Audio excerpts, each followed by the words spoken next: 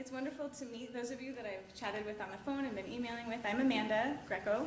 It's been my pleasure to work on behalf of PMP in engaging the alumni community for this event that's happening on October 20th. I think I've told you all on the phone or in some capacity that the day is starting off with Class Notes Live. So, you know, your conversations, your talks, and the stories that you share are going to really set the tone for the day. And the idea is that, you know, instead of having everyone just show up and have to be on a kind of one-way receiving end of conversations, by hearing the stories that you put out there, it will open up conversations and, you know, kind of start little trails of ideas that people will follow up with you about and really kind of build on as the day progresses. So thank you for taking the time to put a lot of thought into your idea and for being here today to work with JD, who I'm pleased to introduce. JD is the director of our Mastery in Communication Initiative. You can talk a little bit more about that in just a minute. And he's also a lecturer here in organizational behavior.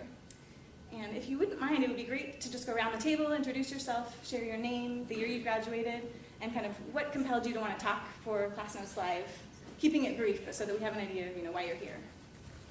I'm Ernie Ting. I'm from the class of 1980. I've been interested in public management and particularly how it relates to public sector government. So I was interested in sharing that perspective. I'm Jack May, class of 84, and my wife and I a few years ago set up a nonprofit that's gotten more traction. And my wife said somebody has to tell the story, and she very nicely pushed me forward. And so this opportunity came up, and so it was an opportunity to try it out. I'm Martha Weeks, and I'm actually a communications coach here at the GSB. Several of us are here today. We work for JD, and we were doing just writing coaching, and now we're getting more into speech coaching, and so JD invited us to come to the session tonight, and I'm just learning right now what it's all about, so thanks for letting us be here. I'm Val Carpenter. I'm currently serving on the Los Altos City Council as Mayor Pro Tem, and I'm here as I was a class of 82 at business school, and I'm here to hopefully inspire people to serve their local communities with public service. I'm Mary Lang. I'm with Mastery in Communication Initiative, and I'm a lecturer here at the PSB as well. I'm Jenny Schoenstein, class of 99. I'm here because I believe about 10 years ago co-founded a foundation called the Drake Richards Kaplan Foundation, which focuses on new ventures, new nonprofit ventures that we think have tremendous promise. And we fund them and work with them over the early parts of their life. Diego Fawcett, class of 03. I started a nonprofit in math and science earlier this year, and I wanted to come and talk about it and get feedback and excite the community.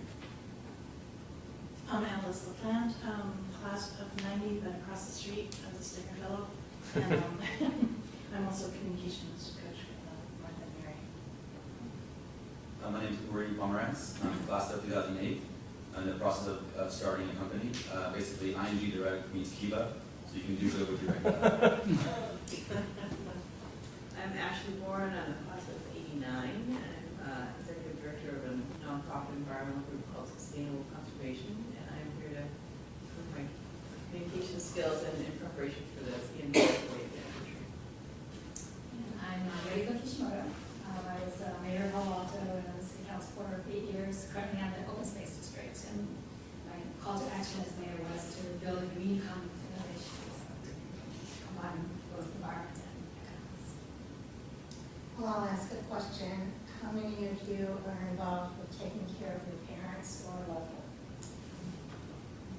I'm here to talk about the aging population and caregiving and taking care of yourself and taking care of your parents. What's your name?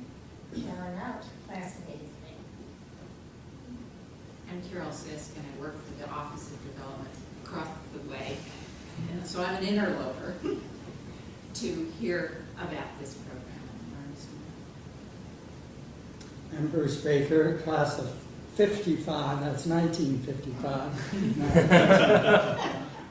And I'm pleased to serve on the Community Resource Group for the Stanford General Use Permit, which has been exciting 2 decades that Rika knows a lot about, and continues to be an exciting venture. Great. Well, thank you all for being here. Oh, yes. Two in the back. Sorry, I'm Jenna Abel, and I'm another one of the communication coaches, so thank you for letting me say this. And I'm Teresa Johnston, I'm a writer for Steering Business Magazine. So thank you very much for all being here. I will turn the evening over to JD, and thank you for being here today. Absolutely. When I first met Caroline, she was one of my CAT students.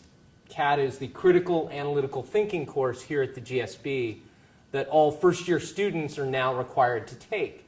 So she was one of 16 students, about the group that were gathered here, who was in one of my seminars in Critical and Analytical Thinking. And the way I first got to know Caroline is she cited Stan Delaney in her paper and said, personal conversation with Stan Delaney, Morgan Stanley Vice President, and his GSB graduating year. Well, I know Stan. I was like, why is she citing somebody that I know in her CAT paper? She's probably figuring out a way to get on my good side. The first time I met her sister, Katha, was in the Upper Arbuckle on the other campus. And as you know, people run quickly through Upper Arbuckle because it's not a place you spend a lot of time. And as I ran through, I saw this familiar student. I said, hey, Caroline, how are you? And she goes, no, I'm not Caroline. I was like, I'm sorry? Aren't you in my CAT class? She goes, that's my twin sister. I didn't know that we had both Caroline and Katha in last year's first-year class. They're now rising second years. And the first time I got to know Monica was when Monica sent me an email last March. And she said, Professor Schramm, I've not had you in any classes yet, but 2 friends, Caroline, Katha, and I, have started our own venture. And we have a real opportunity to talk about our venture at the TEDx conference that Stanford's hosting in May, but we need some help. Would you meet us and coach us? And that began my relationship with Caroline, Katha, and Monica, who have founded an organization called Farm to Cup. And their goal is to be the direct, to eliminate the intermediaries and get rich, wonderful coffee directly from Guatemalan farms into your cup in a very efficient, effective, and inspiring way. Now, I worked with the 3 of them for several different sessions, and in those sessions we figured out the story that they were going to tell. We figured out what details to include and not, how many of them should speak when they did their short 3-minute speech at the TEDx event, and had them all ready for their audition. They did their video, and they sent their video off to TEDx so that they could be a part of the TEDx event here at Stanford. And they were turned down. They weren't chosen to be a part of that. And I was disappointed. They were extremely disappointed. They did get to present their coffee and serve their coffee, but they didn't get a moment on the stage to talk about Farm to Cup. But in August, I got an email from Katha letting me know that the next morning I should turn on NBC News early in the day because they were talking about Farm to Cup on the morning news show, using the coaching that I had given them to get ready for the event that they never got to speak at. Right now, as we speak, the 3 of them are in Guatemala, putting together more relationships so that they can show up next week, start their second year as MBA students, and continue pursuing their business ventures. And they're just one of many examples of the privilege that I get to work with MBA students here at the GSB. So when Amanda said, would you come in and work with alumni to help them tell their stories more effectively, it took me about a quarter of a second to say, you bet. I would love to have that chance to do that. So what we're going to do tonight is not presentation skills 101. First of all, as I listen to the introductions, I don't think it's necessary. And secondly, if that is something you have a need or a concern for, I've got some resources that I will point you to. We're going to actually do the advanced level. We're going to do the second-year elective instead of the first-year required class, and we're going to look specifically at storytelling and it's concise storytelling. How do I tell the story of my cause, my venture, my startup in a very short amount of time that causes an impact for the audience that I'm trying to serve? The way I'm going to do this is I'm going to talk for a little bit. I've come up with no real apologies to Stephen Covey, 7 habits of highly concise storytellers, and I will give you what those habits are. You'll also quickly know that I love teaching with video, and I particularly think all of the video clips I plan to show tonight are from TED. Is anybody unfamiliar with TED? Anybody not know? Alice is not familiar with TED? Okay, TED is an amazing website. I'm going to give you a handout in a minute that gives you a way to start on there. TED.com is a great website for seeing presentations. None of them are more than 18 minutes long, but what people don't know is that they have a special section on their website that's presentations under 6 minutes. And I'm going to use some of those clips so that you can really see some examples of concise, powerful storytellers.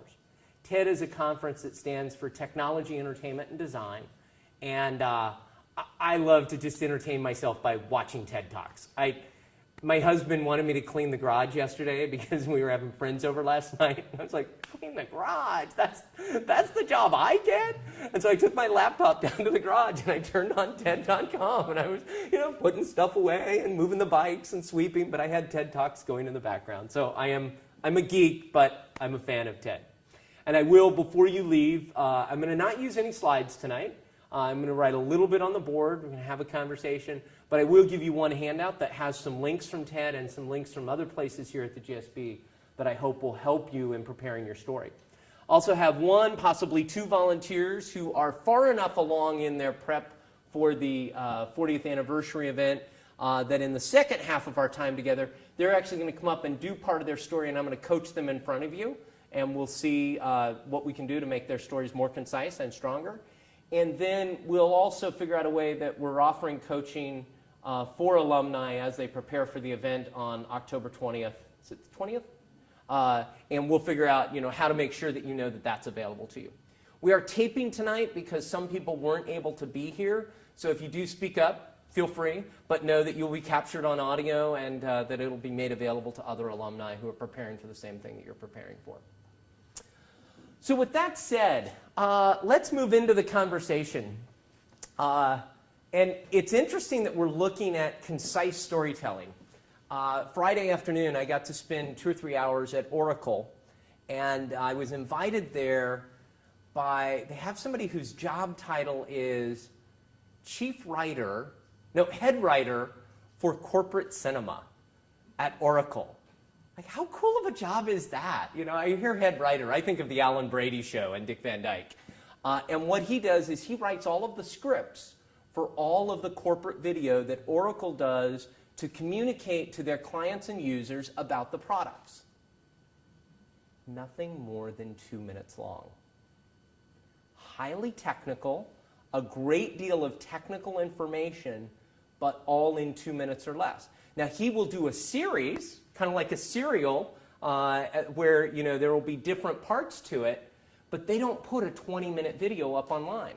They'll put 10 2-minute videos up, and they actually can track their effectiveness by how people click through. And so the whole idea, as attention spans get shorter, as competing things on our computer are coming at us, shorter is better. And so looking at concision, I think, is a good place for us to start.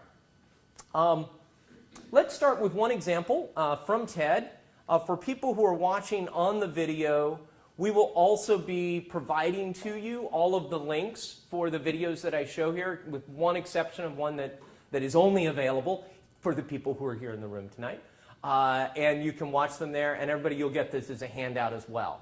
And so we'll start with the first one, and let me get this up. And we'll go to Mark Betzos. As you watch this, see what works and what you could do differently to make this stronger. I am the head of development for a nonprofit called Robin Hood. When I'm not fighting poverty, I'm fighting fires as the assistant captain of a volunteer fire company. Now, in our town, where the volunteers supplement a highly skilled career staff, you have to get to the fire scene pretty early to get in on any action. I remember my first fire. I was the second volunteer on the scene, so there was a pretty good chance I was going to get in. But still, it was a real foot race against the other volunteers to get to the captain in charge to find out what our assignments would be. When I found the captain, he was having a very engaging conversation with the homeowner, who was surely having one of the worst days of her life. Here it was, the middle of the night. She was standing outside in the pouring rain, under an umbrella, in her pajamas, barefoot, while her house was in flames. The other volunteer who had arrived just before me, let's call him Lex Luthor, got to the captain first and was asked to go inside and save the homeowner's dog. The dog! Oh, I was stunned with jealousy.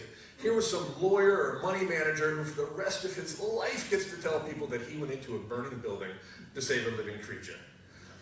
Just because he beat me by 5 seconds. Well, I was next. The captain waved me over, said, Bezos, I need you to go into the house. I need you to go upstairs, past the fire, and I need you to get this woman a pair of shoes. I swear. So, not exactly what I was hoping for, but off I went. Up the stairs, down the hall, past the real firefighters, who were pretty much done putting out the fire at this point, into the master bedroom to get a pair of shoes. Now, I know what you're thinking, but I'm no hero.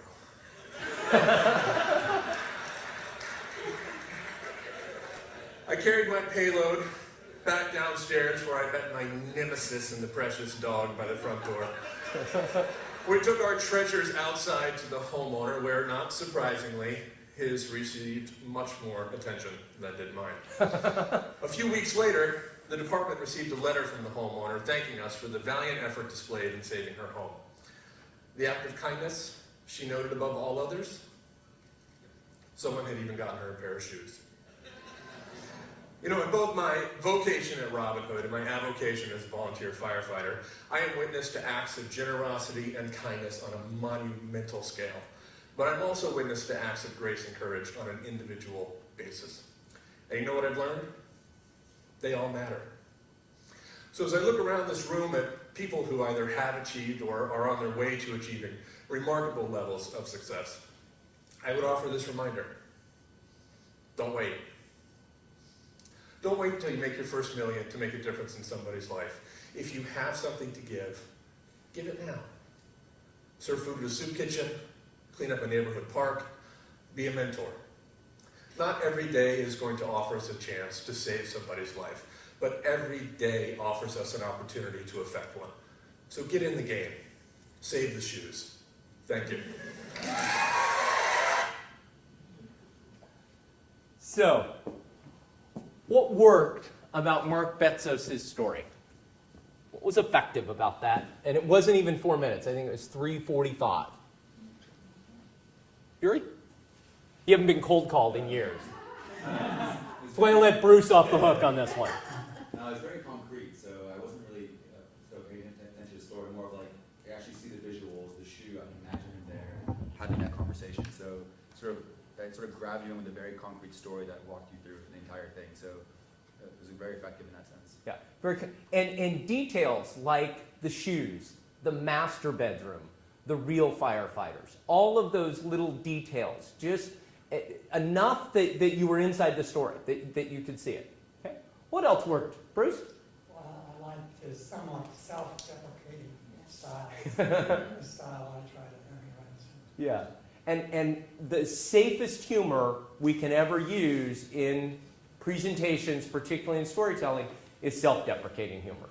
When I do humor that puts somebody else down, either somebody in the audience or somebody who's not present and I make fun of, there's a risk in that. When I make fun of myself, it's usually fairly safe. I don't want to diminish myself, but it's safe. What else worked about that? Yes, it's Ernie, right? Ernie, right. I don't know how generalizable this was, but in his case, having firefighter gear on was grabbed your attention. Yeah. And he used it as a prop as well. Yeah, the use of the and then when he pulled the jacket aside, Yeah. held the helmet. I was like, oh man, I can't do that with a laser pointer. My props just aren't as cool. Okay, but the thing was, the whole moment you were captivated from the minute he began. Not appropriate for every presentation that you do, but it worked well there. Yes. You were also Yeah. said to expect a really amazing hero moment, when in fact the irony all the way through, and then the hero moment was in a simple thing. So you're on tension all the time, waiting for this amazing story, and all of a sudden this is an amazing simple story. Yeah. The unexpected.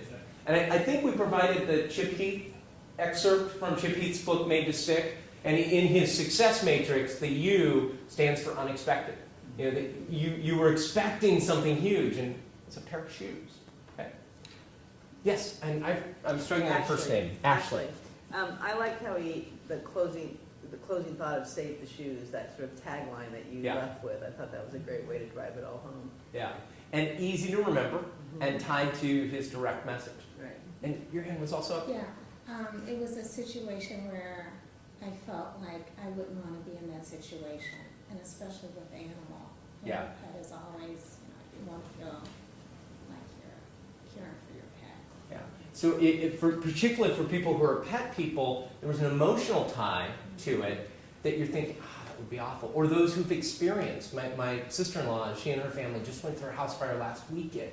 So as I was watching this clip, getting ready for tonight, I was like, can I do this? I'm thinking of Kathleen and Joey and, And so there is that touch there, but it's a touch point that brings us to our audience.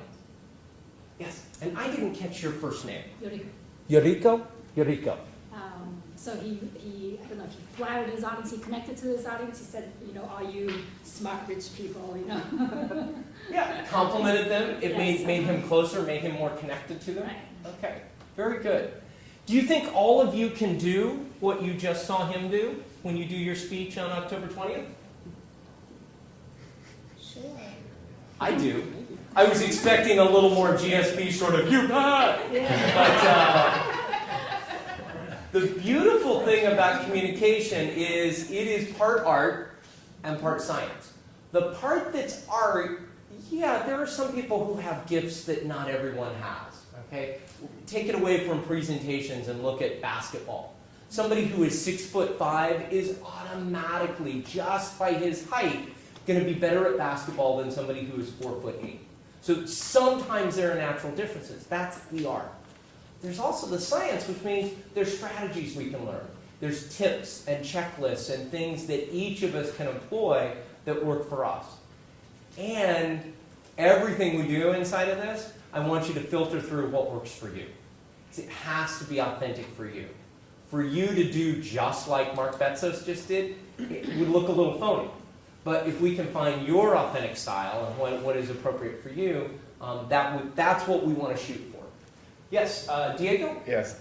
So one concern is I see that I think I have a slightly more complex message I'm trying to communicate than his, and so it's a great story. It's an incredibly simple message, and so you look at it like, okay, where's the tipping point of how much can you cram into that time frame and still get that moment? And so it'll be fun to explore that. But I mean, it was a very simple message from his story. Can you make yourself? Yeah.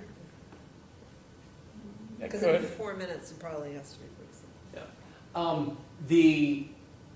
Definitely, I think that this was easier to fit in to that.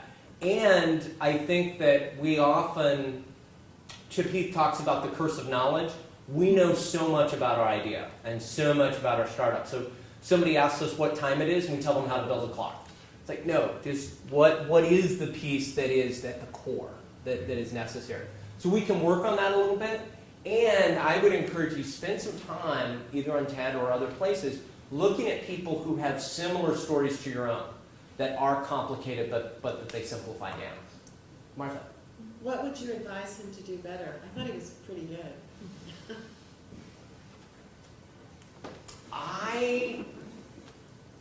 I'm not sure. I thought he was pretty good myself. There were a few places where he could have done a little more detail, like slightly more. I think there was some humor moments lost. Had he mentioned, and I'm going to mispronounce it, Manola Blancs? Oh, yeah. The actual brand, like there would have been a little, had he given us the name of the dog, a few places like that. And I think he could have, near the end, maybe softened the tone where the tone actually let his meaning come through more, less of a theatrical performance and more of a moment there. But I think this is very sharp. Did you have a thought? Yes. I just thought he could have created a more sympathy for the woman. I mean, right, the whole point is that he said she's having the worst day of her life, but the fact that the thing he did, which he thought was sort of silly, he wanted a big grand gesture, and he did something that he thought was silly, and that it made her day. It could have been more ta-da. And the letter she wrote, he could have actually read it, you know. The extraordinary efforts of it. Like, he sort of like glossed over that really quickly, but there was a whole lot of detail about other things, about how he feels. So I don't know. I would have agreed. I would say that he could have made the woman at the heart of it right more palpable. More than himself. Right, exactly. That she could have been the focus, because he was the focus of that. And you didn't know her name, you didn't know, she was an anonymous letter writer. The firemen are swirling around her, and they're helping her this, and they're putting the blankets over her, and then Jennifer wrote me a letter. Right, and he doesn't even know that she's noticing him, right? And then, but when it comes down to it, she did notice. Good points. I'm going to put the screen up for a minute here, and I have, as I mentioned earlier, I want to keep the conversation going, but I also want to give us a little bit of framework to look at here. I chose not to do PowerPoint slides. I feel like sometimes we kind of have death by PowerPoint.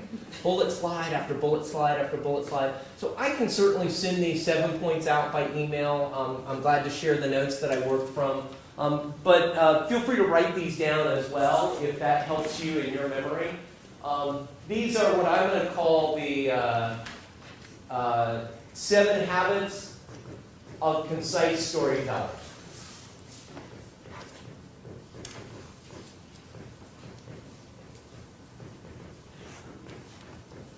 The first one, parachute in. There's a great book which I will mention later. Actually, I'm going to share.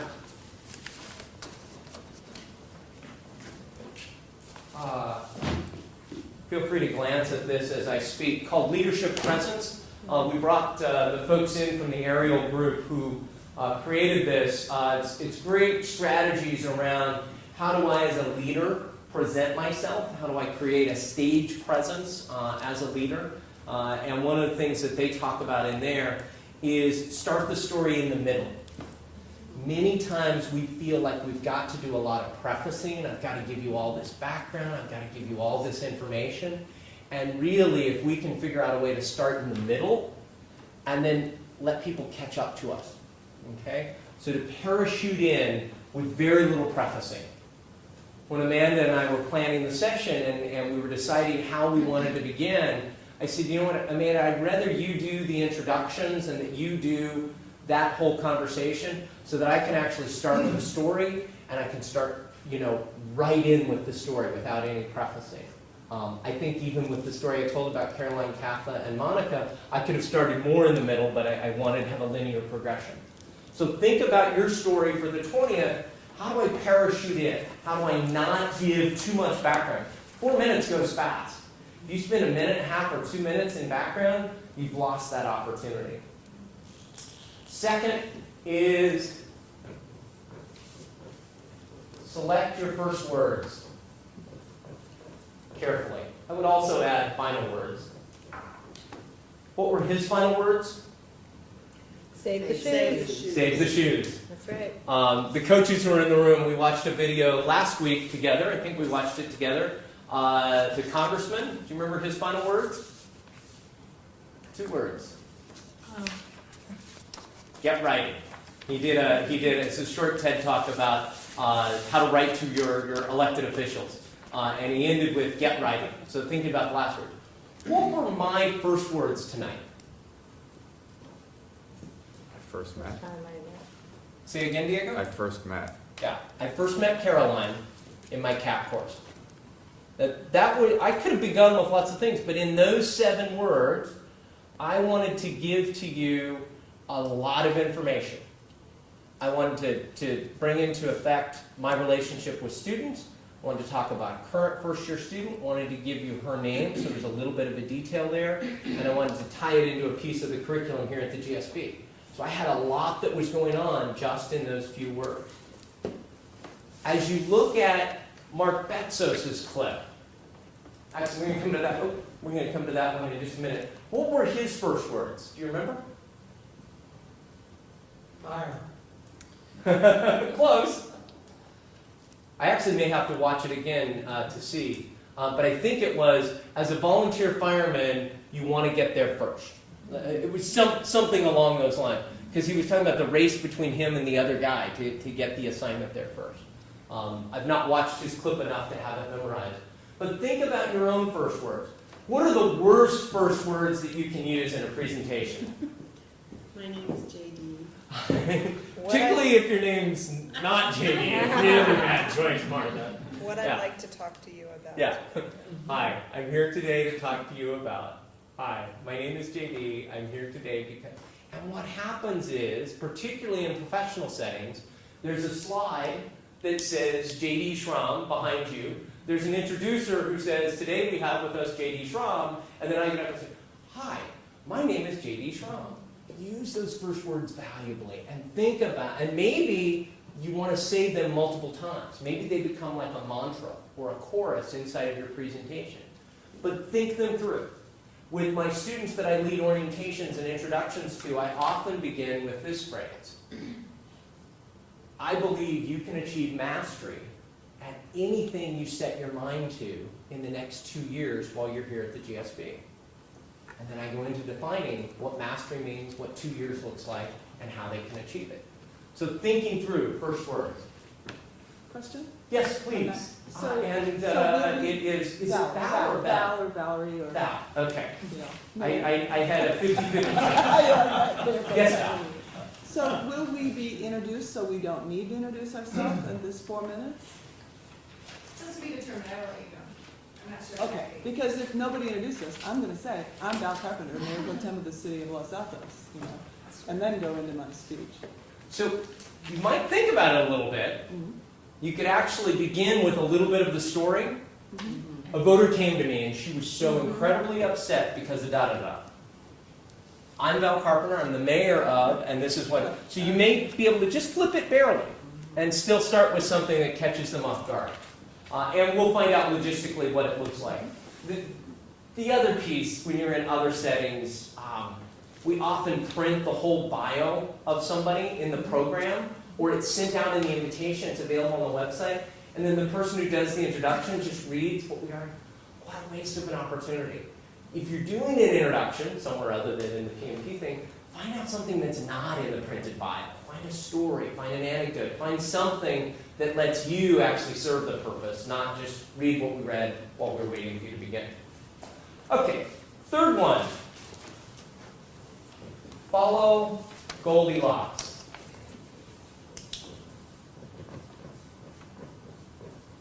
Anybody with children remember? Anybody remember what the Goldilocks theory is? Jenna, you got to have a shot at this. You've got 3 of them at home. Trying a lot of different things till you find one that fits. Close, very close. Because every part of the Goldilocks story, there's something that's too hard, there's something that's too soft, there's something that's just right. Something that's too big, something that's too small, something that's just right. When we look at details in our story, we want to have just the right amount of details. Had Mark gone on and on and on about the color of the truck and the address and the street, and it would have ruined it for us. And where we felt there was just a little bit of a gap, we would like maybe a detail or 2 more. And that's really a nuance that you have to, how much do I share, how little do I share in terms of the details? And thinking through what are enough details that it's illustrative, but not so many that I bored people.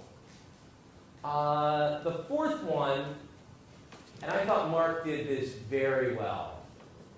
Practice one person, one thought.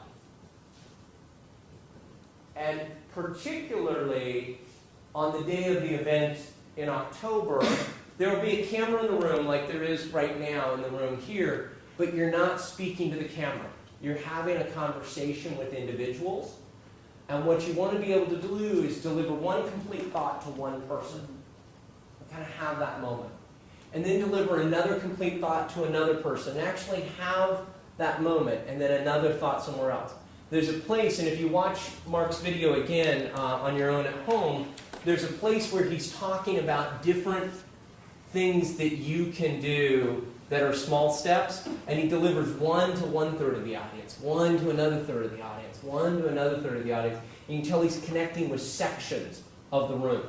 Not just like scattering across everywhere, or not just having one conversation with one person and leaving everybody else out in the loop, but actually practicing that eye contact. Eye contact is gold in storytelling, and the more that you're actually able to connect and pierce into somebody's eyes, the more that you bring down that resistance and the more that you make that connection.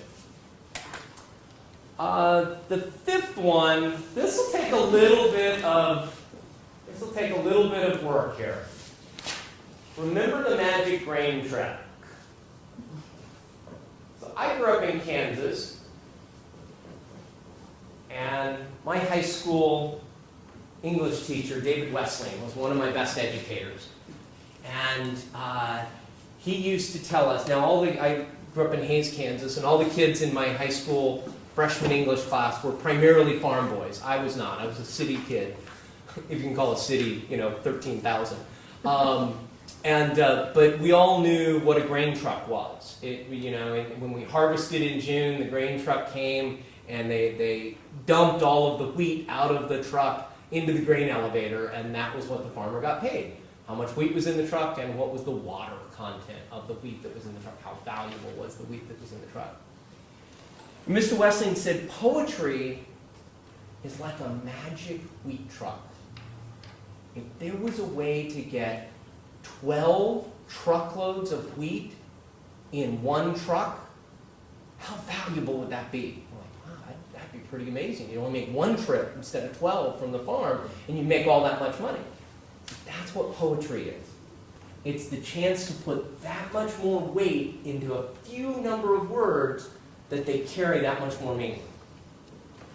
Now, I'm not asking that you become Shakespeare, but think through, is there word choices you can use that carry more of a impact than a whole bunch of words?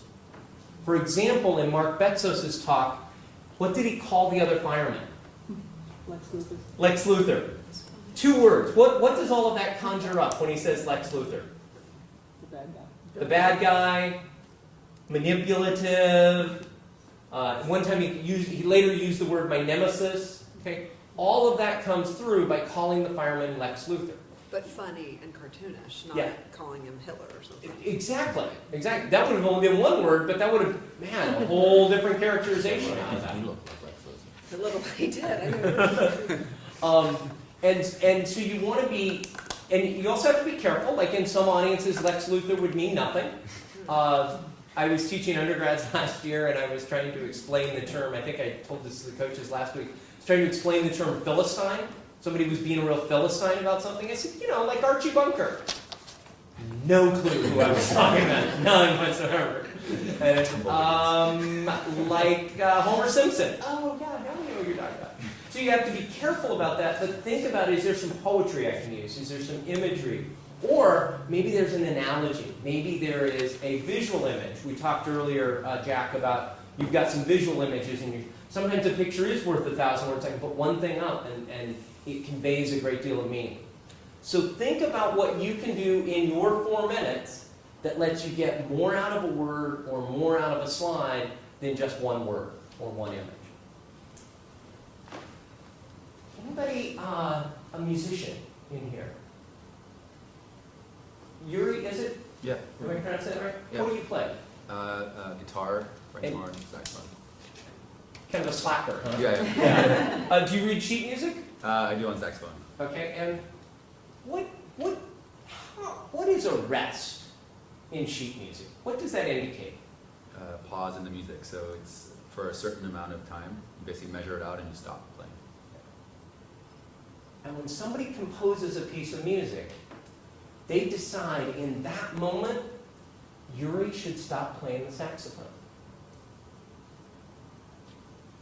That silence is going to actually be written into the composition. It's especially powerful when you see an entire symphony that goes silent for a moment. Because the composer has decided that is a time where the music is best represented by no notes at all. And so for us, the sixth strategy is to use silence.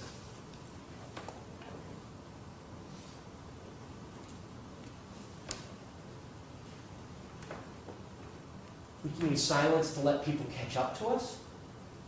We can use silence to frame something. Like the first time we use a phrase or an acronym, we may say, here at the GSB, I may need to frame it a little bit. Or I can just use it because it allows me to get everybody's attention again. Those who are my age or older may remember an old TV commercial where they said, if you want to get somebody's attention, whisper. Want to get somebody's attention in a class or in a presentation? Go silent. People look up. Why did he stop talking? What's going on? What do I need to pay attention to now? And just a few seconds of silence, appropriately used, can add emphasis to your presentation. And the seventh strategy that I'm going to ask you to do is know your AIM. That's an acronym that we use. Actually, I've got enough people here that maybe anybody have Mary Munter when you were here at school? So this is something Mary Munter came up with. Mary Munter taught communication here at the GSB. She then went to the Tuck School at Dartmouth and is one of my mentors. And I use several of her books in my teaching. And it stands for Audience, Intent, and Message. Who is my audience? What do I want them to do as a result of this communication? What's my intent? What's my objective? And then how do I frame my message in that way? Getting back to Diego's question, you've got a lot of complicated information about that you want to be able to share about your entity, about your enterprise, about your startup. With a certain audience, you may share this information. With investors, you may share this. With partners, it may be this information. And so we decide, based on who our audience is, and what we want them to do with that information, how much we share. The best thing to happen, now this isn't a part of the PMP 4 Minutes of Fame, the best thing to happen, especially for entrepreneurs and nonprofit leaders and people who are involved in causes, is to share a little bit and have them ask to hear more. And share a little bit and have them ask to hear more. You ever been at one of those cocktail parties here in Silicon Valley where somebody says, oh, let me tell you about my startup, and they just launch onto you and they just keep going and you're trying to get to the bar, trying to get away from them a little bit. As opposed to hooking them and saying enough that they want to engage in a conversation with you. So knowing your audience and what do you want them to do with the information. Now, can we take a moment here and is this appropriate to talk about the two possible branches that their presentations may go in? Can you explain that better than I can? Sure. So I think, when all of you volunteered to come forward and be speakers, at the time we were aiming for 18 people, and imagine we would have everyone in one room with a consolidated audience, maybe around 100, 150. We weren't really sure what to expect because this is the first time in a decade where we've pulled together the alumni community in this way. Since then, we have had almost 40 people come forward with interest. We actually had to shut off the accepting of new people, but in a spirit of really wanting to represent alumni we haven't heard from in a long time, not just those who are really plugged into the GSB community and folks who have a variety of stories. We're going to try and accommodate about 40 people and do 2 simultaneous rooms.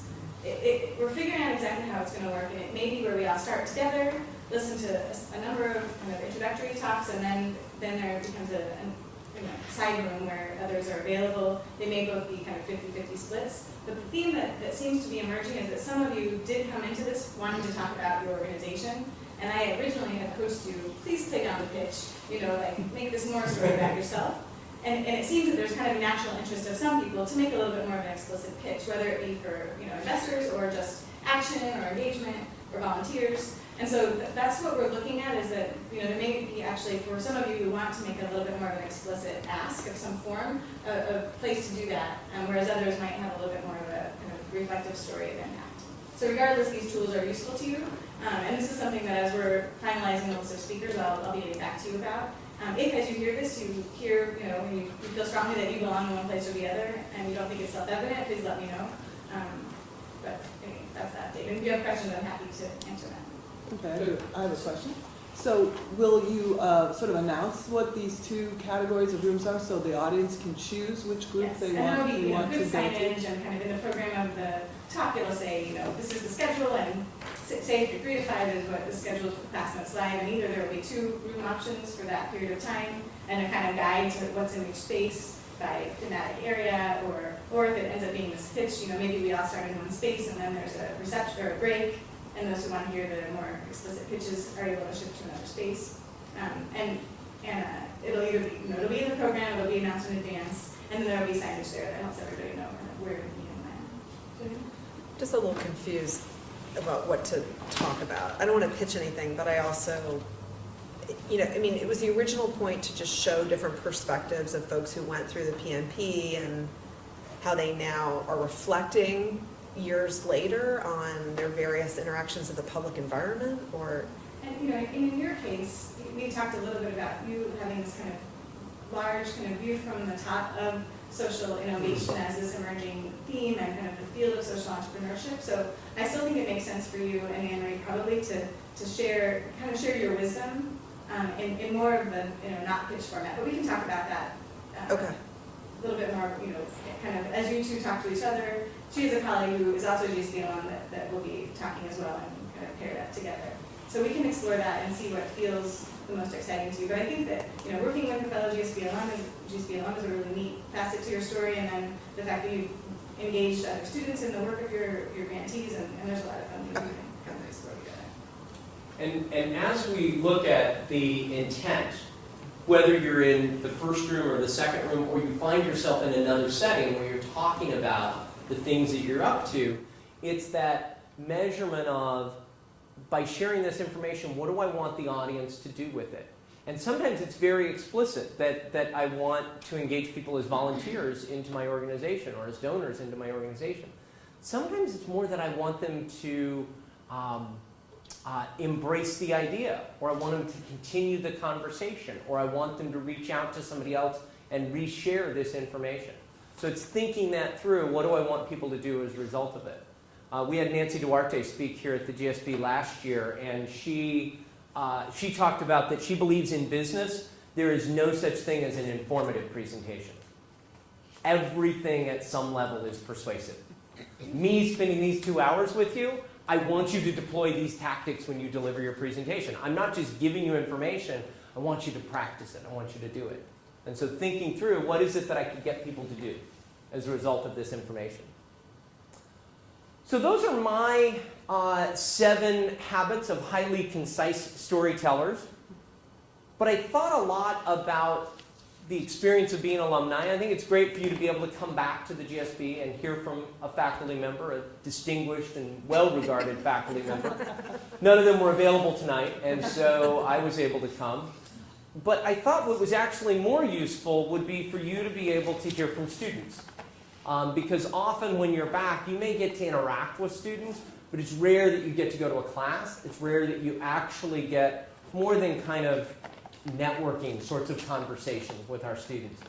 So I brought some of our students into the workshop this evening to talk to you about their experience in storytelling. And what will happen is you will see some of my students on, let's see, I need the screen down. That's the lower arrow. In the class that I teach here at the GSB called Strategic Communication, and actually Mary is starting to teach Strategic Communication. Next Monday is the first class with her students. We do a final project that students do a 10 to 15 minute presentation to their peers about a specific communications topic, and they deliver it in class, but then we take the best of those lessons and we put them up on the web as a virtual library for other students to learn from on their tactics. And I had a group of students 2 years ago who did one on effective storytelling. So I'm going to show you just 3 minutes of their advice to us on storytelling. You may not be able to see their slides as well as I wish you could, but when I send you the link out, you'll be able to both watch the video and download their slides. So let's see what our GSB students tell us about storytelling. To give you a preview of where we're going, we're first going to walk you through the basics of building a story. So what is the story? What's the structure of the story? How can it differ? And what are some tips and best practices that you can employ next time you want to build a story? Next, we're also going to do an exercise where we're all going to take a chance at writing our own mini stories. We're then going to give you some specific tools that you can use, some stories that you can put in your back pocket next time you want to actually employ storytelling in a presentation. Alright, so I'm going to talk to you guys today about how do you build a story. What do you think about when you're going to tell a story? So, telling a story and giving a presentation happen to be very similar. You both have an introduction, a middle, and a conclusion. Now there are a few things that are different, however.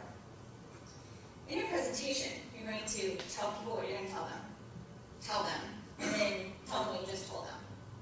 In a story, you're going to have 3 different distinct components, and they're each going to have a different goal. So we'll start with your introduction. Similar to a presentation, your introduction is going to be short, and you're going to want to drop the audience directly into the action. Really important. There are 2 other objectives that you're going to want to have for your introduction. The first, this is where you establish background information. You give the audience the information they're going to need in the context for understanding where the story is going. You're also going to establish the dramatic question. The dramatic question is, what does the protagonist want? What is his or her goals that they're striving towards during the story? Next is the middle component of the story. In the middle component, you have 3 other objectives. Firstly, you're going to develop the characters and the situation that you previously introduced in the beginning of your story. Next, you want your major action to happen in this part of the story. And lastly, you're going to introduce obstacles. And you want a bunch of obstacles, and you want them to be increasingly difficult, that the protagonist needs to bump into again and again, trying to get to his or her goal. Lastly, you're going to have a conclusion. Now this conclusion is going to be the shortest part of your story, but the most critical. Ideally, you want the last act of the conclusion to give the audience the most enjoyment in the climax and what happens. You're going to follow a 3C pattern in your conclusion: crisis, climax, and consequences. The crisis is the point of the most tension. That's going to happen here. The climax is when the crisis point ends and the tension is released. This is where the audience gets the answer to the dramatic question. Lastly, you're going to allude to the consequences that come as a result of this. Now, stories mostly have this template, but they can have very many different shapes. For instance, here's Casablanca. The story is a bit rocky, but always upward sloping to the end. And here's James Bond. Boom, pow at the beginning, then is boring, slowly but surely he gets the girl. Or you can have Jurassic Park, in which you have a series of crises that need to be resolved increasingly throughout the scene. Alright, so now you have... Okay. So I liked the way that they use movies as a way to look at the template for stories. And the part of the information that they used in their 12-minute class on storytelling is drawn from Jennifer Ocker's class that she teaches here, actually right now during September session, on how to tell a story. And so they, some of the tips and some of the strategies that are in there are things that they drew from her class and then built into this presentation. And I will give you the link that you can watch all of that, as well as some other student presentations. But that short one, particularly in storytelling, I think is useful. But what I liked about it is the sense of obstacle, climax, and consequence. And as you think about your journey, whether it is as an entrepreneur, as an elected official, as somebody who's starting an entry, What are the obstacles that you have overcome? How did you overcome them? And where are you at now as a resolution? Now, I want you to also vary that. If all of you go out and do the exact same format, by the time we get to the end of 2 hours of those presentations, it will be kind of dull. There's another resource that I will encourage you to look at, and some of you heard me mention her name earlier, Nancy Duarte, who's the author of Resonate and also Slidology. She's here in the Valley. She comes and spends a lot of time here at the GSB with us, working with our students. She's the woman who did the PowerPoint slides for Inconvenient Truth. So she's the only one who's ever gotten an Oscar for PowerPoint slides.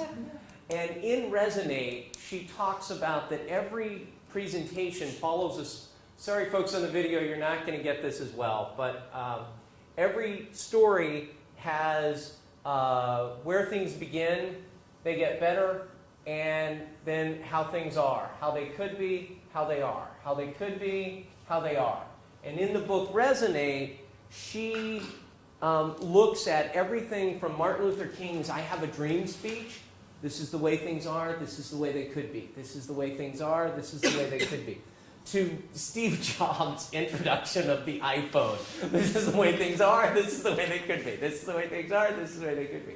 And that sense of climax, that sense of obstacle and resolution is a major part of storytelling. And this book in particular, I think, is wonderful about how do you tell a story through a presentation. Her first book, Slidology, is more about how do you make the visuals look good. This is how do you make sure the story under it is effective. We are exactly where I wanted to be at 8 o'clock. Jack, are you ready for where we wanted to be at 8 o'clock? Okay. Jack is far enough along in his prep. Do you want to give me the disc and I can get it keyed up here? Jack is far enough along in his prep that he said he's willing to do part of his presentation and get a little bit of feedback from me, some coaching in terms of what could go differently, what's working, what could go differently. We don't expect that you will have incorporated everything that we have just talked about here. But this is great to do is just to be able to have a dry run at an audience that's a friendly audience. So, according to E.O. Wilson, today species are disappearing thousands of times faster than any time in history. And this loss is projected to increase to 10,000 times faster by the year 2050. Fourth loss is biodiversity loss. Humans are responsible for this. That means you and me. We hope our story inspires and engages you to stop this now.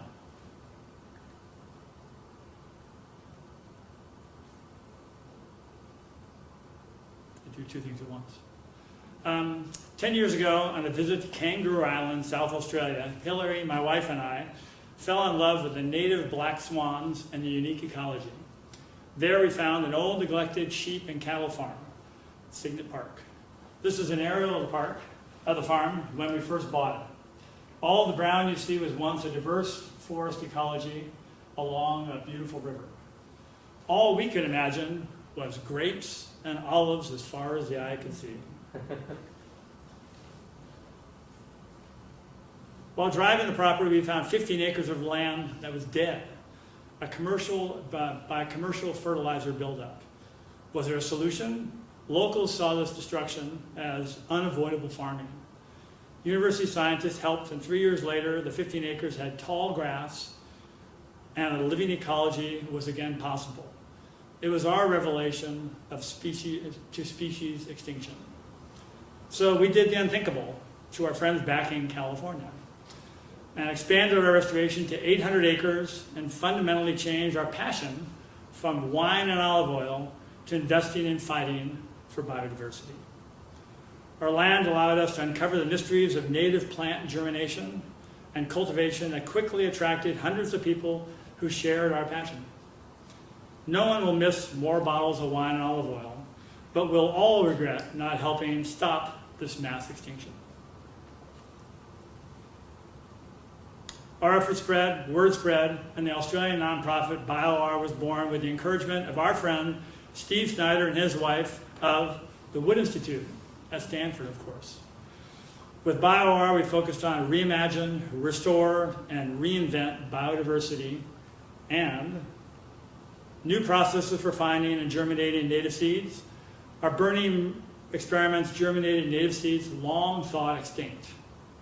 More fields were prepared, experiments expanded, and we continue to bioreverse the extinction trend. Surprisingly, we became weed control experts. Our farm manager made Signet Park his PhD thesis, and data gathering efforts exploded in intensity and scale. Annually, 450 to 650 volunteers from 6 months old to 78 years old from 20 plus countries join our planting festivals. Our first summer fellow was Robin Pam, a Stanford grad. This year we had 100,000 seedlings for a total of 750,000 plantings since we started. In year one, our goal was 5,000 trees in our lifetime. We scaled further. Biodiversity warriors gathered and planted, got muddy, and battled some more. The trees and understory grew. We never missed the grapes or olives, but we celebrated both every year. Signet Park is 10 years into a 300-year path of biodiversity. 100 experiments in seed germination, 5 plants thought long extinct, 50 experiments on weed control have helped us to continue to reimagine new ways to slow extinction. The glossy black cockatoo is one of the most endangered birds in the world. It eats only one seed in one species of tree in one location that is disappearing rapidly on Kangaroo Island. We have doubled the nesting pairs to 8, fighting back extinction. We want BioR to bioreplicate our passion for partnering with others in Australia and the rest of the world to restore habitats and save other animals like the glossy black. So get involved in understanding and reinvesting in biodiversity.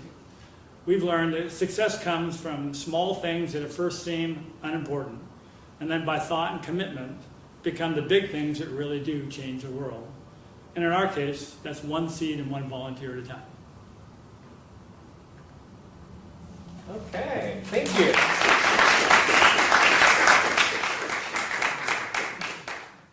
Ken, did you begin new right when he started? Can you tell me the time we're at? Because I didn't run my stopwatch. It started back around my time. Oh, just now? So I don't know. Okay. So I think it's a little over 4 minutes. yeah, it felt like a little bit long. Did somebody time it? Oh, okay, just barely over. 4 minutes and 30 seconds. Myself in the hall, it was 3 minutes and 50 seconds, but I know I was So, slow. good. Excellent, excellent. So what worked well about what Jack did?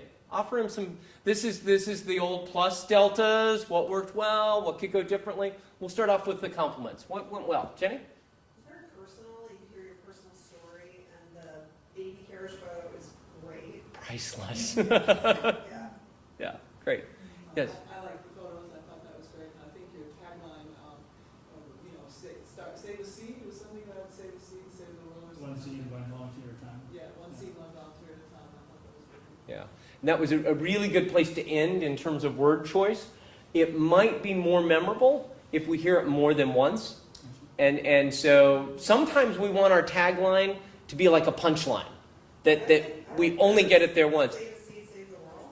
Yeah, I'm sorry. I'm a lucky. No, I like that. He said. Because So- if it's save the seed, one volunteer at a time, then it's like your method of, like, I'm missing the so what. Mm-hmm. Yeah. Okay, good, good. Other things that worked well, yes? I liked how you came back to the wine and olive oil several times. Yeah. We provided a really nice connector through the story. Yeah. And that was a big thing. All of our California friends thought we were crazy because they were expecting lots of wine and olive oil. And they didn't. Yeah. So, and the other piece I liked about what Ashley mentioned is that was a little bit of an obstacle.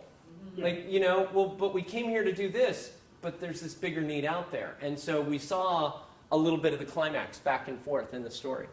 Yes?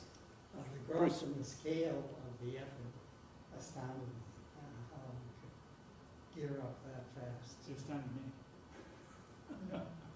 And what's left yet to do. Man, And the line, "We are 10 years in to a 300-year experiment." Wow, you get the audacity of what it is that you're up to, Jack. Very well chosen language. As we look at some of the lines that people are remembering, you've worked a lot in terms of the scripting of that, the poetry, if you will, of that. Yes, Diego. Discussing the specific species helped a lot in driving home the biodiversity, because when it was just the plantings, it was kind of like, okay, great, but by actually discussing a specific personal story of a species that really does rely on that, it drove home the point of biodiversity. But yeah, the hard part for me was that the thing we've actually done the most interesting thing is finding plants that no one's seen for over 80 years. Mm. But when I say it's blah, blah, blah, California, no one cares.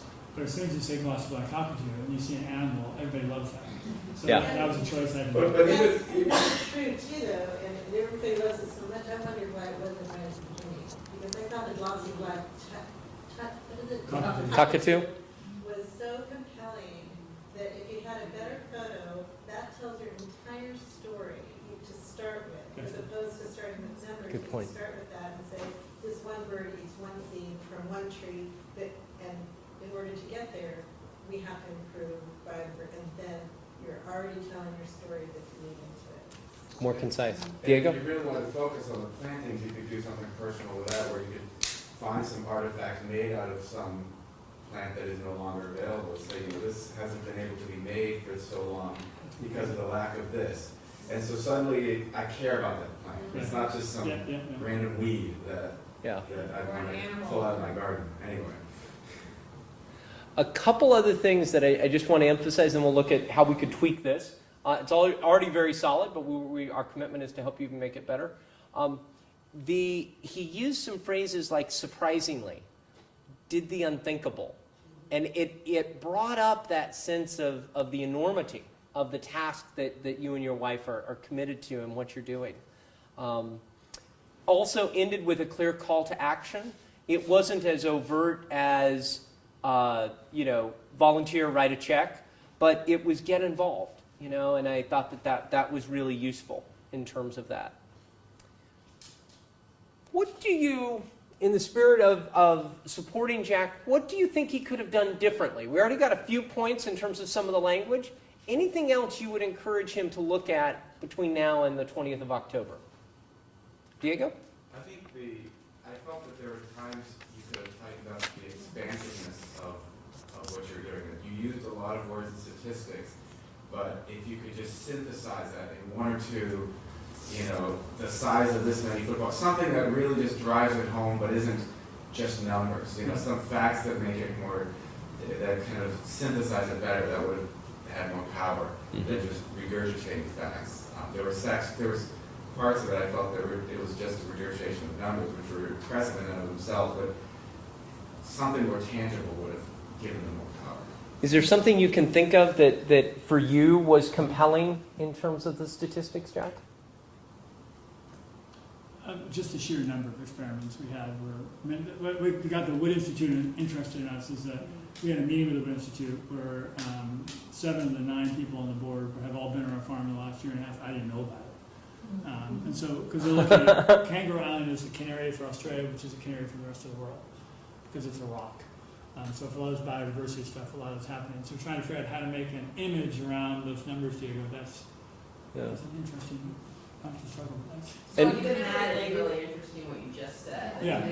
That island is the canary for Australia. That's an image right there. Yeah. That works really well. So that's the hope, right? I mean, it's imagine a world where it's all devastated. Now imagine this island, which is a precursor to the others. We can actually fix this, and this is how you do it. And when you're using the phrase canary, you're referring to the canary in the mine. Correct. Right. Okay. And because there also is the Canary Islands, and I got just a little lost for a second there, going, what? Canaries and parakeets on this island like pigeons are here. But possibly a visual. I love the photos, but possibly a visual that's the map that lets you tell that story. That this is the canary to Australia, which is So the graph showing the extinction rate isn't that compelling. I like that idea, starting with the bird. I have a great That picture just- of lots of it- luck. People Yeah. gaze over, and then it's also, well, why do I care about Right. biodiversity? Yeah. I mean, you show me that number, but it doesn't, how does that relate to me? Yeah. Okay, yes? I like the initial shot of the land with it being barren. I'm wondering if you can get a shot of it now. In the original, I mean, again, this The is 4 minutes. originally 20 slides, and it ended up being like 20 minutes, and you keep hacking away. You know, at first I didn't mention my wife. She said, "We have to mention me." So, I gotta get it out. So no, we have another picture that shows. It's not in 300 years it'll be all green, but right now it just shows all the rows and all the plantains happen. So it's actually visually you can't see it. Yeah. Good. So that'd be kind of helpful. related, sorry, to Go ahead, Carol. Mary's point about the statistics.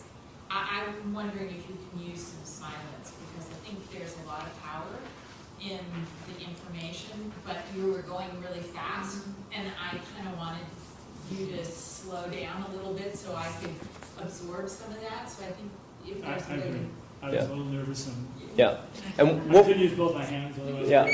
And what we're going to do in a minute here is just have you go off script and have you do some of that beginning again without needing to hold the laptop, and I'll advance the slides for you so you can practice, some of that in that particular moment. One of the strategies along that line that I want to work with you on, if you're comfortable doing movement, a great strategy at the beginning is to take 1 or 2 steps towards your audience. So when I began this afternoon, or earlier this evening, I began by, Caroline was in my cat class the first time I met her. And I actually took a couple of steps, and I chose, even though Val and I weren't connected yet, I chose to connect with Val and walk towards her in that moment. If that's something, once you're off script, that you're comfortable doing, that the subtext is, I'm bringing you something. I have a message for you and a gift that I'm bringing to you. Even in a situation where you can't move, sometimes you're delivering a presentation and you're behind a podium and you're mic'd and you have to be there. Even to just begin and take a moment into the audience that lets you connect with them, or in a business meeting to lean forward in your chair as you make a point, all of that is kind of the nonverbal communication of I'm bringing something to you. And I think we can work on that a little bit at the very top in terms of connecting with your audience. And then the other place I'd like to work non-verbally, if we can like stop and start you a little bit, is you make a very clear contrast between wine and oil and sustainable farming. I forget the exact language there. And one of the things that we can do visually when we're delivering a presentation is you always make wine and olives in one place and sustainable environment in another place. And if you get used to that, what you're leaving, what you're putting behind is one direction, and what you're moving towards is another, it gives you that visual of the future that we're moving to and what we're leaving behind. Exactly.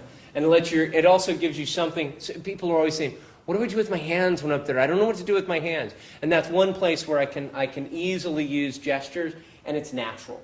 It's comfortable in that. Jenny? Does it have to be did wine and olive oil have to be your enemy?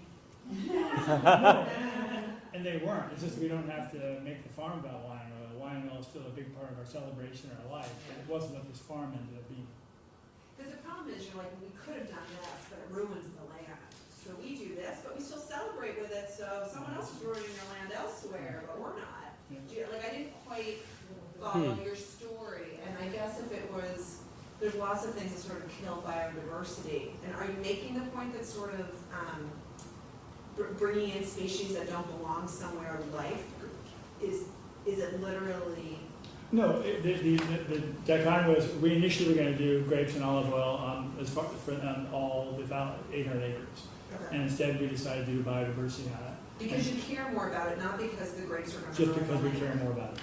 I think that's the personal dilemma that I didn't get. That here is land that for very important reasons is a bellwether for lots of other issues, and it is dead. And we made a choice. We love wine and oil, with all of our hearts, and we made this very crazy choice to give that up, our retirement, to do biodiversity, and I've never been so happy. And so what I had was, we did the unthinkable to our friends back in California, expanded our restoration to 800 acres, not just 15 acres. Too many numbers. I don't know if I like so many numbers. And we fundamentally changed our passion from wine and olive oil to investing in fighting for biodiversity. So I would use like a ratio. We quadrupled or we quintupled. Yeah. You know, we. Oh, that's helpful. Yeah, make the Numbers are statistics. kind of, what do they mean for me? You know Yeah. what I mean? But if you say we double down, it's like, wow, Yeah, okay, yeah. I get it. You, That's the personal passion. So good. Okay, I'm gonna take 2 more points, and then we're gonna let him breathe a little bit. This is Carol Robin always says, feedback is a gift. You're getting lots of gifts right now. Amanda, and then Ashley. I just want to build a little bit on Jenny's comment. You know, Jack, when I talked to you in the longer version of your story, the way that you talked about, you know, your original kind of dreams of retirement, traveling to Tuscany, like you don't ever say explicitly, we were dreaming of taking our dream of retirement, you know, and the food of the cuisine of Italy, which was our love, and like making that happen in kangaroo, you know, in Australia at this farm that we purchased. You don't see it explicitly enough, I don't think, for us to understand, oh, that's what they were doing there. They were, you know, they were chasing this dream of retirement, a comfy retirement with delicious food and, you know, and then they found themselves on this scorched earth and like, this is the way it changed here. So I think you could just, you know, more explicitly say, this is the stage we were in our life and, you know, the way that we came to this. And the other thing that could be really powerful at your conclusion would be to say, you know, this was, my career path was X. Like, I was not a volunteer with the Nature Conservancy. I was not a, you know. Well, what's your career path? You know. The joke is a karmic kickback because I'm a real estate developer. So. It's so funny. Fantastic, because what do we do for That's clients? brilliant. All these people who are at some stage in their lives going, you know, I'm kind of interested in this. It's like, be open to what's ahead for you and, you know, the twist that your plan can take. And it's because you don't name it. I just think if you have a place to stick that in there, it'd be really powerful. And we had it in originally, but we cut it back, and my wife said, if we have it 4 minutes, let's at least make this biodiversity plea. It's not a plea for BioR, it's just about it for anybody. Right. And that comes through really loud and clear. Yeah. And you can still do it, especially moving the bird forward and condensing some of the 4 minutes and 15 seconds. Yeah. So the and what I'm hearing in that, as you think through your own story, I love Jenny said earlier, not sure exactly what I'm going to talk about and how this is going to fit in. Hopefully this conversation tonight helps you kind of see that it's your journey. And so with Bruce from the class of 55 or Yuri from the class of 08 and everything in between, everyone in between, your journey is really a part of what this PMP 40th anniversary is about. And so having all of these multiple paths that end up making a difference and making an impact, that's meaty. That's like our own little TED conference here. Ashley, you had a comment. I want to make sure I get it in. Okay, good. I would say, Jack, it's more impactful to me listening to you that you made that choice. No, I hear that. Rather than, you don't have to convince me biodiversity is important. What's important is that you, smart guy, Actually, I'm going to disagree with this because you missed what journalists call the nut graph, which is the aha moment. This is biodiversity. This is what it means. Because you're going to have people who don't get it. And if you lead them through your moment of revelation, they'll get it too. They'll catch the infection. Right. So that transition from what you were going to do to what you were doing is currently missing. The nut of the heart of the Carrizo really is still being written, I think. Does that resonate for you? Oh, very much. But I gotta get it into 4 minutes. Yeah. And that's too slow. Yeah. But you can think about how you could put that together. I mean, you could say, this is the bird that ruined my dreams in the Tuscany. You're exactly right. So, and then you start from there, and people are like, wait a minute, what's going on here? You know, and then suddenly you've got everybody hooked. And, This is the time I set my dream in flight. Yeah, You know, because this is really his dream, like knocking all of. or derail, change my dreams from, So that's a better dropping point too. Yeah, lets you parachute in at that moment. Okay, so I'm going to actually pause that and at the very end let you come up for one last moment. But we're going to pick on Diego for a while. Okay, so Diego, you ready? I came completely unprepared for this, but I'll give it a try. And, you know, since I Thank you. violated Yep, stay there. our I'm gonna 5 take of this 7 down. rules, I've been changing things on the fly. Do you think we could Do you- plug this in? Absolutely. I got this, this is a presentation. I'm just gonna, can I try plugging it directly in off of this? Oh my God, I thought it was a book. That is so cool. It depends on the dongle connection. I've got this. I've got one of these. Okay, so this is going to get off to a rocky start because I changed my intro since I was violating rule number, I don't remember what, at the beginning. So so here goes. I've never practiced this, but I'll give it a try. So I'm gonna pause you there. Okay. And All right. preface is out of the way. We've Out of the all way. got it. I've been introduced. And first moment. Okay. A few years ago, my oldest daughter told me she hated math. It was bad enough that this fell into stereotypes for girls. But I also wondered if it was part of a greater problem in teaching math and sciences in the United States.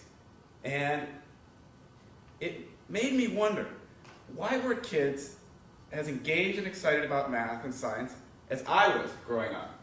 All right, well, I didn't have this kit, but it would have been really cool.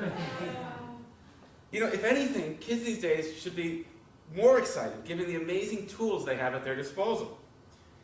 So I started thinking about what I liked as a child and what engaged me. And I remembered the high frame rate movies of Doc Egerton from MIT, which stopped time. And I remembered the Powers of 10 video and how it opened up the wonders of the universe and microscopic worlds in a beautifully elegant and concise 10 minutes. And then I went online and I found these videos and I found other videos, like the video of the Tacoma Narrows that I remembered from physics class. And then something surprising happened. I started discovering a new generation of these videos and stories out there. And I realized the internet was enabling hundreds of thousands of people passionate in math and science to share their passion in innovative, exciting, and yes, quirky ways. There were researchers in New Zealand teaching computer science concepts without computers. There were PhD students in Detroit teaching neuroscience with do-it-yourself kits. There were contests encouraging PhD students to dance their theses. And there were physics students deconstructing the physical impossibilities of My Little Pony. And I started to collect these stories and websites, and I realized I needed a place to store them. So I remembered another story that grabbed my interest as a youth. Schrodinger's cat.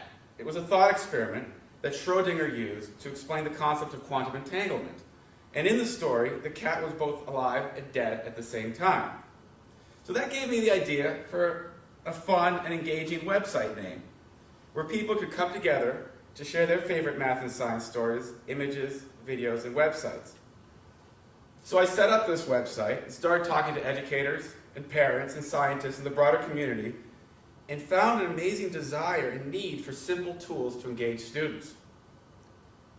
And I found a lot of people surprised that there was so much already out there. I soon realized I'd also stumbled upon the perfect medium to connect with this new generation of learners, and that zombiecat.org could leverage this new explosion of social media tools. So I incorporate ZombieCat as a nonprofit, and I'm looking for help to launch and develop, for its launch, development, and upkeep.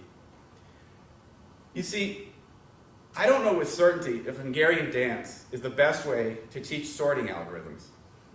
But after working on this for the last 9 months, I do know that there's a pony in there somewhere.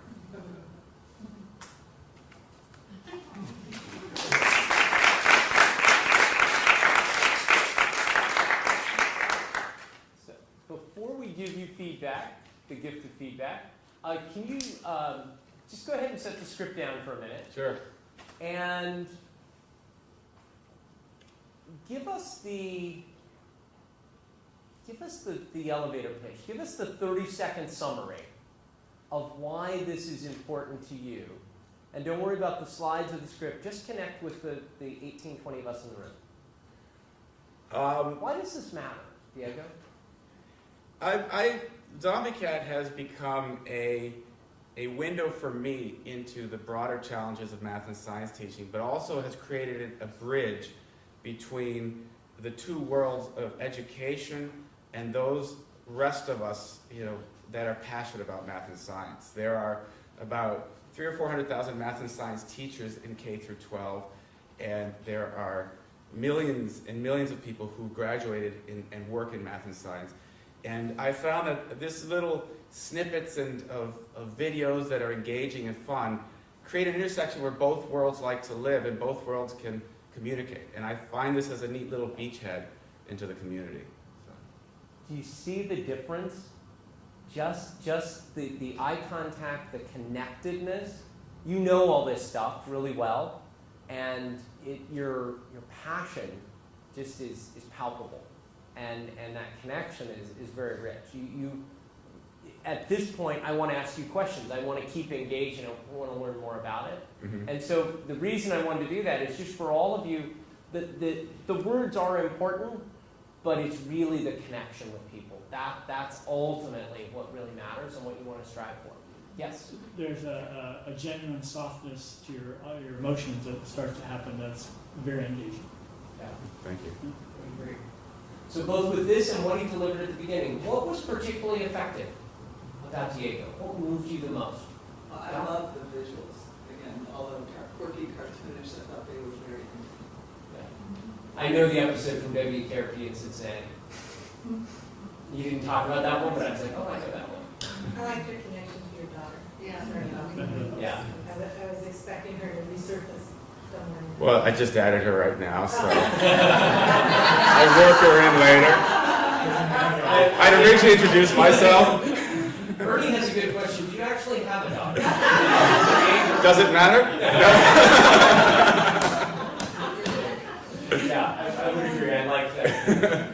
Really on that, so you had a connection to your daughter, and then you sort of went macro and said, here's how the U.S. stands globally. I thought that was really powerful, because certain things resonate with different types of people. So they're very, very particular and very macro. Good mix. To finish with your daughter, some joke that she says, now she's quoting the blah, blah, blah physics guy, or. Yeah. Says, if you And I love, if you go back one slide, I think it says, insert call to action here. Well, I didn't have slides when I showed up here today. I did those during the last presentation. So yes, call to action slide. Yes, that's the Hungarian dance. I love that one. So, They really do it. And actually, since he is still very formative in terms of content, I think telling him what resonates is helpful. Was there anything that didn't resonate? Was there anything that lost you or threw you that, as he's deciding what to include and what not to include? Any thoughts on that for him? Well, so the piece about the stats on the US and where we are, I get that. What I didn't get was how this organization will impact that. Yeah. Yeah. Yeah. I mean, well, short answer is I have 4 minutes, but really this is about engaging. I mean, I'm looking at a very small piece of the whole teaching equation, which is how do I engage? How do I get somebody excited? And then throw them over the fence. I mean, I sometimes refer to the content in Zombie Cat as like a prop room for teachers, where I'm not giving lesson plans, I'm not giving full story, I'm not telling you how to teach something, but I want you to give that hook. It's like the jokes or the quotes you would use in a speech, but in teaching, how would you engage? And that's really, I mean, if you think about the Tacoma Narrows video, that was what a physics teacher, that's like the one thing they had to try to make this stuff interesting to you. It was like, watch, look at this bridge, it fell, now listen to me. And it was, and here's a video of it. I mean, how often do you see a video of a bridge start shaking and fall? So it's the idea that it's not going to solve the problem. I don't pretend it will, but it's a small little nugget that starts to put a wedge into the problem, and it works from many levels. So that's what I want to Yeah. hear. Yeah. And another thing I noticed just naturally, Diego, you have a real gift for language which is visual. You, a few minutes ago when I said put the script down and just tell us a story, you talked about wanting to be a bridge. And just now when you were answering Carol's question, you said, I imagine that it's a prop room for teachers. Like, just in those four, can you imagine as a teacher if you had a whole video library that you could pull from to use in that regard? And those naturally come to you, and so embedding some of those in your presentation, I think, would make it rich. Now I know that you did your slides while I was teaching. There may be a useful video clip. There may be. No, I would have liked to. I would like to do this, some video clips and things like the Powers of 10 video. I mean, a lot of these videos, even if it's just a snippet, you get a lot more out of them watching them. And they're all videos. They're also YouTube videos, which I wasn't going to set up right now and kind of cross my fingers I could get the web to work. You know, I mean, I'd have to have that all embedded deep in here. Yeah. But you know, it would. I think the idea would be to actually almost have the presentation a video running behind the narrative, and hopefully sync it up a little bit, you know, and get it good enough at syncing it. And I would urge just a couple of morsels that draw us in, that get it, that tease us, that make us want to go to your bed, that make people write down the website on their notes so that they go visit it, and probably a couple of places where you go to a black screen, it's just you in front of us. Mm-hmm. Because I don't want you to diminish what you bring to the room by too many visual images behind you. So tease us a little bit with it, but then also your passion as a parent and as an educator really is There's people in this room who don't even believe I have children. Yeah, well, there. And I'm not going to answer that question. I'm just going to leave it out there. Well, one thing you did that was risky, but I think paid off, is that you were talking to us as someone with inside knowledge, and you didn't explain too much. When you brought up the cat thing, I don't know what that is, but it was okay because it was like a teaser. This is the expertise I have, and this is what you will get or you will learn. Yeah, I thought that worked, but it was risky. I thought it worked. And speaking in a way that you speak just above where your audience is, and they reach up to it.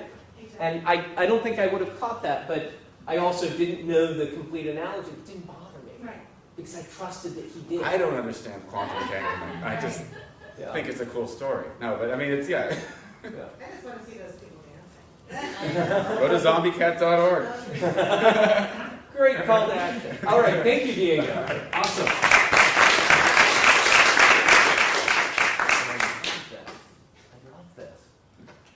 Mary, remember last year or 2 years ago at the beginning of CAT training, and I needed a big book like that? That's right. If I would have only known, I'd have called you. Okay, I need just a moment to get my next video ready here.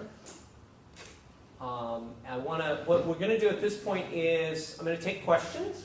We're at perfect time for where I wanted to be. And what do we need to say, Amanda, about follow-up coaching? So at the end of this, we should have this link to the video up by the end of the week. And at that point, I'm hoping that I'll be able to send out some form of like Google document or place where there's a centralized spot to kind of express your interest in having one-on-one feedback if you would like that. And we would be able to at that point know, JD, which of your coaches are available, and I'll continue to be available as well to talk through ideas and incorporate some of the pointers here in reviewing or reviewing as well. But tonight we won't worry about it. It'll just be something to watch for at the end of the week. And I think as we look at that, part of the value is having a couple other people in the room that can provide that feedback. And so we might look at designing something that lets people come in small groups, 2s or 3s, that also lets them network a little more with alumni. We hadn't thought that through exactly. But and what I will, as we look at that coaching moment, one of the beauties I have here at the GSB is I not only get to teach communications classes, but I also lead a team of about 35 professional coaches that we bring in to coach our MBA students to work with them on oral presentations. The coaches who are here with us this evening were hired originally as writing coaches and are bridging into oral presentation. We thought this was a great way for them to get a sense of what it looks like in the room.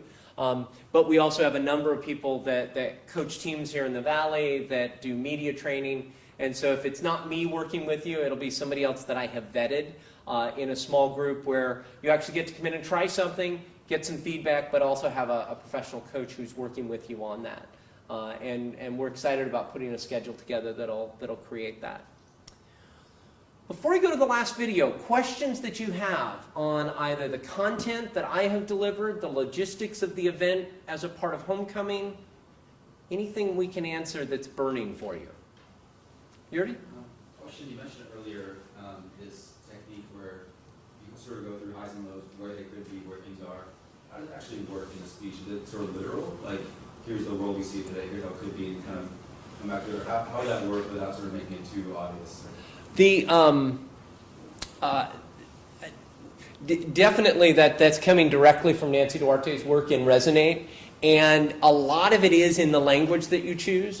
I'll give the example of the I Have a Dream speech as he talks about the way things could be and the way things are in an entrepreneur's pitch.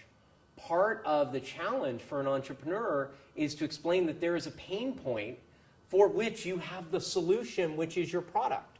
And so I was working with a group of entrepreneurs in the biodesign class in the spring, and they were solving sleep apnea, and they had a device that was better than going through surgery, which is what people have to go through if they struggle with snoring and sleep apnea. And they put a visual up. They had a visual of what this device that's currently on the market is, and it's like, if you can imagine sleeping with, if I may use this for a minute, sleeping with something like this strapped to your forehead, and you have to sleep with your back down. And they showed a photo of what that looked like, and then, I almost gave your bird back to the wrong person. And then they showed their device, and it was something that was smaller than this, and and so they showed the pain, they showed the way things could be, they showed the difficulty, they showed the way they could be. They had another slide later on where they looked at the number of people who go through surgery and the risks of surgery, and that theirs was non-invasive. So those are kind of some of the techniques that are there.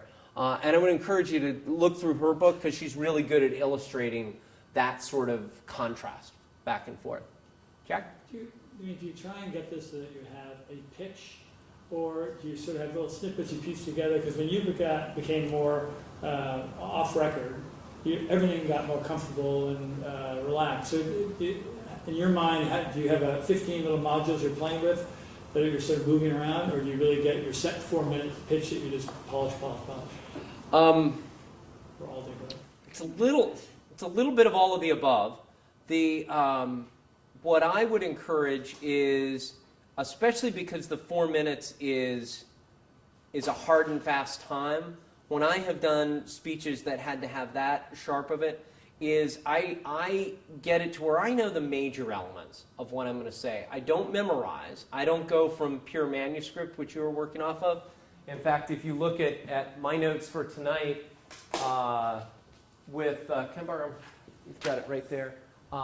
My notes for tonight, the story that I told was just that set of bullets.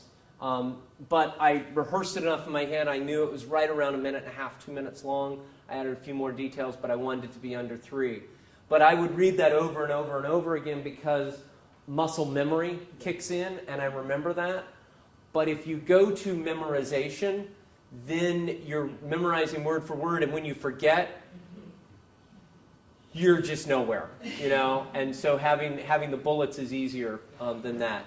But because the 4 minutes is kind of a hard and fast rule, I do think you have to work to knowing what are the major bits that I'm going to deliver. Okay? Yes, Val? What's the